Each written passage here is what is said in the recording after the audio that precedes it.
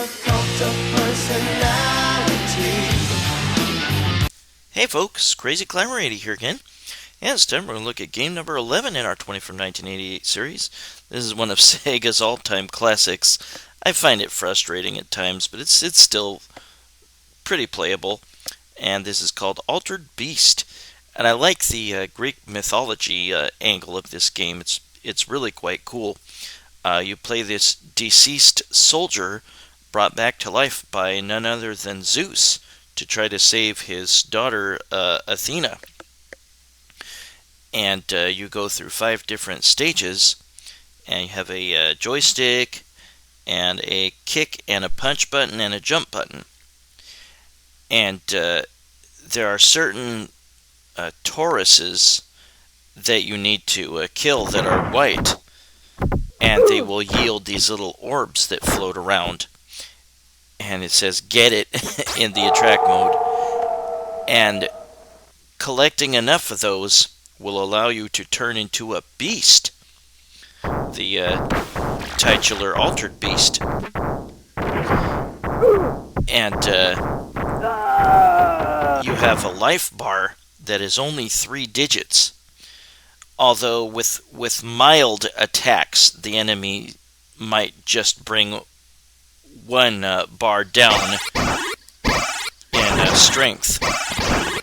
And the bar colors are blue, and then they go down to yellow and then red, and then they're gone with the next hit. But some direct attacks will completely remove 1 of the bars. Rise from your grave.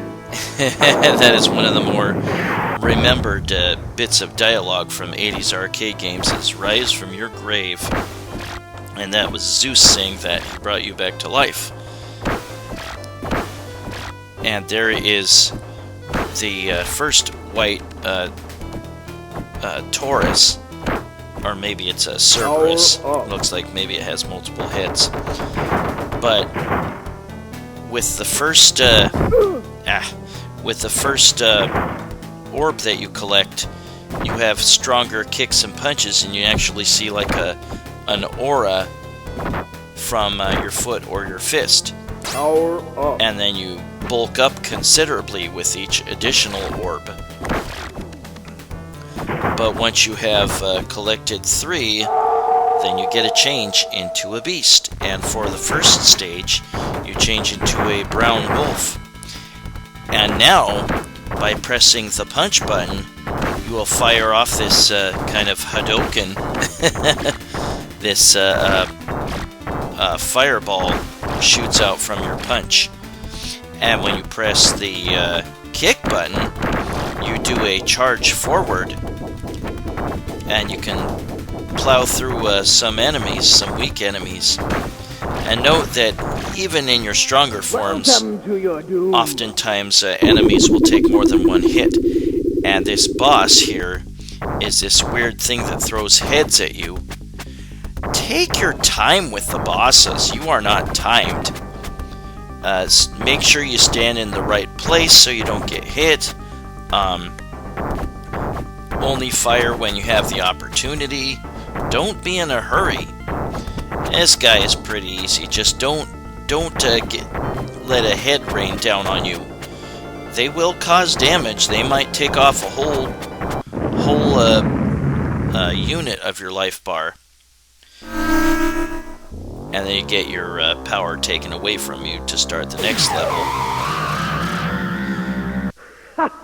You get the most points if you did not miss the opportunity to get a orb. You will get up to 100,000 points, which is nice, and you see a preview of the boss at the end of the game turning Athena into a bird. These leech creatures, do not let them jump on your head or they will suck your energy down. And if they jump on your head, then you gotta wiggle the joystick and mash the buttons to shake them off. This is the thing I hate most about this game, is that sometimes those bulls will charge quickly at you and you don't have time to react, and sometimes they will wait, and then you come up and then they charge at you, and you're like, damn it! The game will give you several opportunities to collect those orbs. Power up. If you missed one, you won't get the maximum point value for defeating the boss, but there will also be these flying enemies that you may use your duck kick attack by pressing down and kick, and you can kick upwards, which is kind of cool.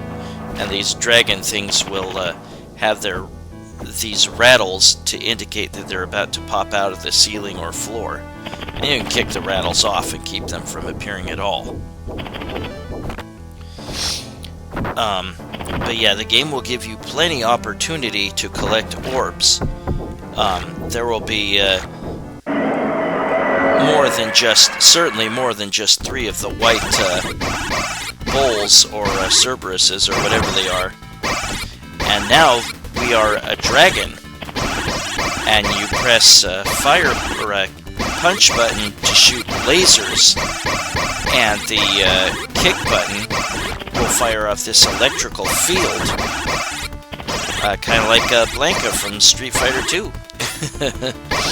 You can collect additional orbs after you've changed into a beast, and you will get an additional 3,000 points, I believe.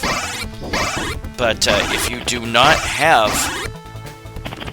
your beast form yet, and you see the boss appear, and the bosses are actually sorcerers, and they can change into the monsters that you'll have to face.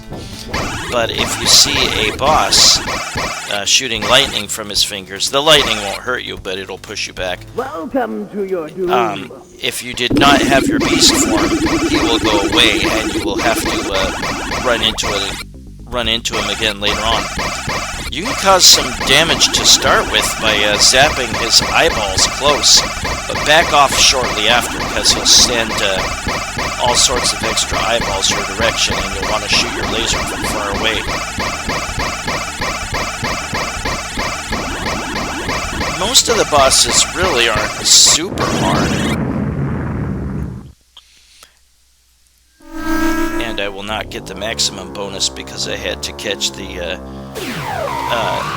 I missed one opportunity to get an orb. You can get a maximum of 100,000 if you didn't miss any orb opportunities, and that goes down to like 50,000, and then maybe 30,000, and 20,000 is the least you can get. And now we're we are on the 3rd stage. I hate this stage. Those bees come at you real fast, and you can totally not be ready for them. And we have, it looks like the chicken ride from Golden Axe, and I think it's supposed to be.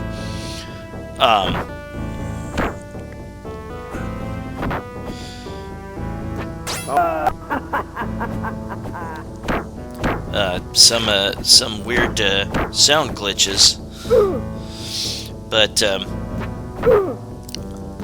yeah, sometimes that white Cerberus, I'm guessing it's a Cerberus. Yikes! Stop that. That white Cerberus will sometimes charge at you when you're not ready for it, and sometimes it'll just kind of sit there and wait for you. But yeah, that chicken thing from Golden Axe is in this game. Those bees are so damn quick.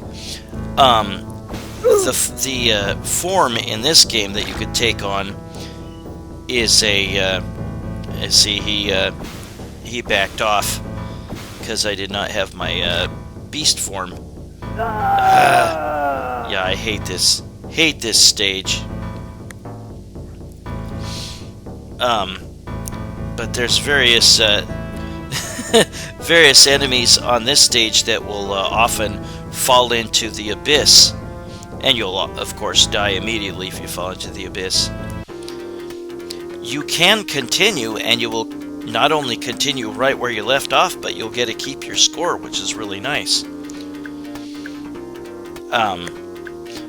But the beast on that stage is a bear. And it's actually kind of a cool form because you get to use stone breath, and you can freeze enemies with it. And we'll look at snippets of that in just a moment here. Never give up. That's kind of a cool phrase to hear when you decide to continue. Here's my bear form. With the punch button, he uses stone breath, and can also cause damage to enemies. And with the kick button, you do a jump spin.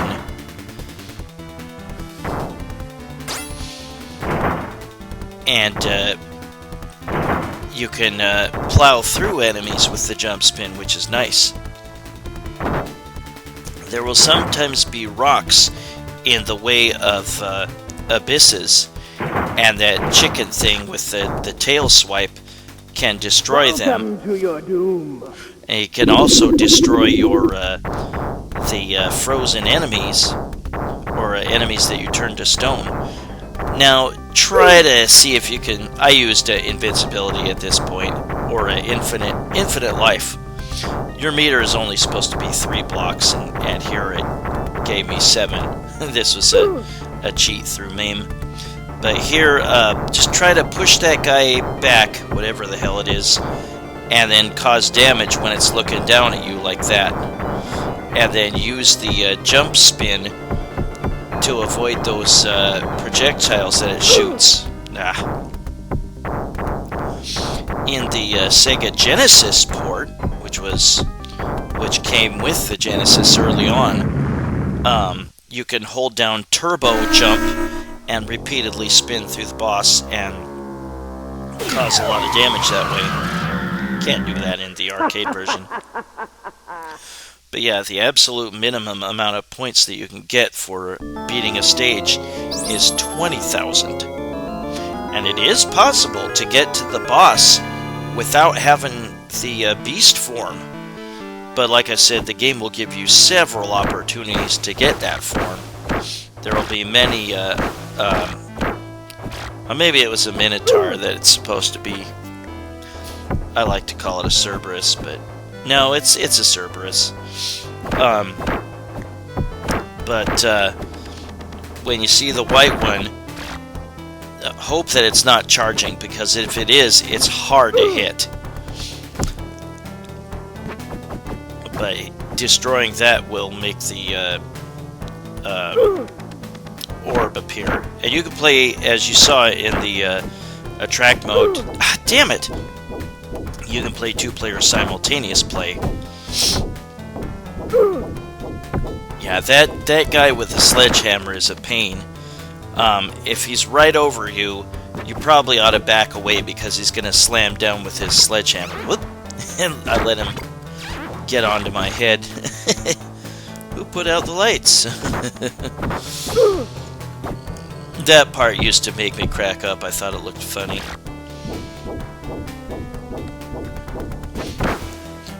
The way to take care of those sledgehammer gargoyles, or whatever they are, is to jump way high. And you push up and jump to jump really, really high. And this form is Tiger.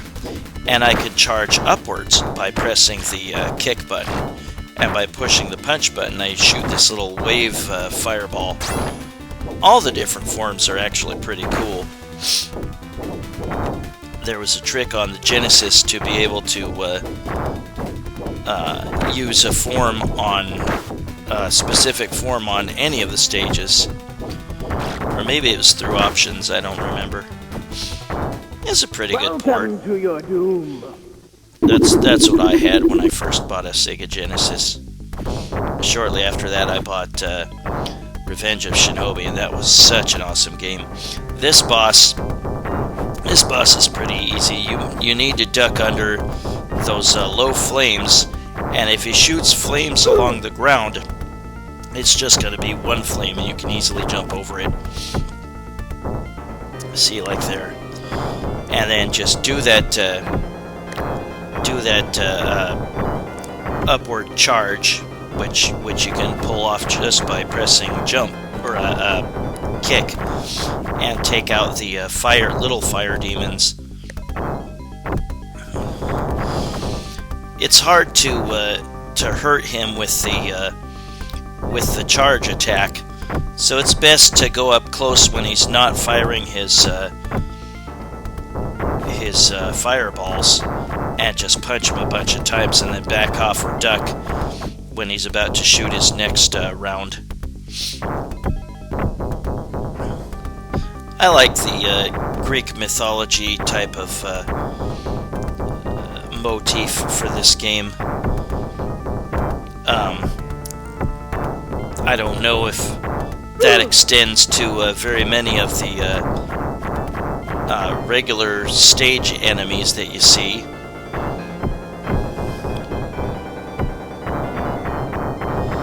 Oops, I've got invincibility, who cares?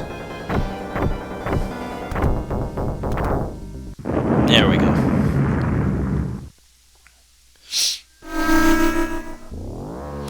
Yeah, I guess most of the bosses are just acolytes of the final boss, whose name is Neff, and their Neff has turned Athena into a bird. And when you beat the game, she turns back into a goddess. And I'm guessing you end up marrying her. I don't know that you ever got a name in this game. Your hero. Those unicorns pack a powerful jump kick. I like the kind of 3D effect of the buzzsaw fish that you destroy, and they shoot their shards at the player. Hey, stop it. Then we have these tonfa carrying boars, I guess. But they can have their gauntlets shatter when they hit the ground, and they fly at the player too. It's kind of a cool effect. And here I put on a cheat that allows me to hit anywhere. And here's the form for the final stage. You are a golden tiger, but you have the same moves, or a golden wolf, but you have the same moves as in the first stage. You might be a little faster, and you might be more powerful. I believe he was brown the first time around. There are also goats that can deliver some fast forward jabs. But we are about to face the final boss, and his name is Neff, and he is a rhino. Welcome to But Neff and all his acolyte monk-type sorcerers change into some creature when you face them as a boss. And he likes to charge at you a lot as a rhino, not a big surprise. But a good strategy might be to do a short jump. Just press the jump button and do the charge, and maybe hit the top of his head as you fly by, like that. Oops. Stay out of the range of his punches, though. It's especially it has an especially high chance of working if he gets steam out of his ears, which means he's going to charge. And again, if he's within range of punching you, he's going to really let you have it.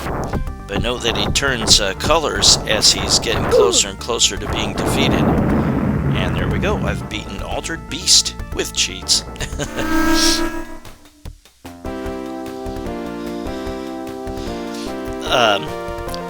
With the Genesis version, the Genesis port, I think you get to attack the credits when they appear, which was kind of a cool thing for its time. And here the bird turns into Athena.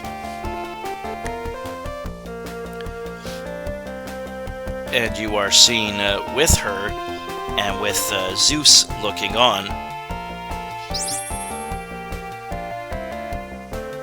Maybe not here. And then we see little pictures of you as the dragon and the bear with bees chasing you. I really hate the bees, but you can block the bees' path by making enemies into stone and making that get in their way, and they have to reverse direction. That can work for a number of enemies. There's Zeus watching you possibly getting married, and he takes off his suit, and then Neff joins you for a pint or a pitcher of beer. And then we saw the programmers or caricatures of them. That is Altered Beast. And yeah, here's me not being powered up enough, and I have to face the boss nevertheless. And I have invincibility on. Hey, we're dancing. Get down, Neff.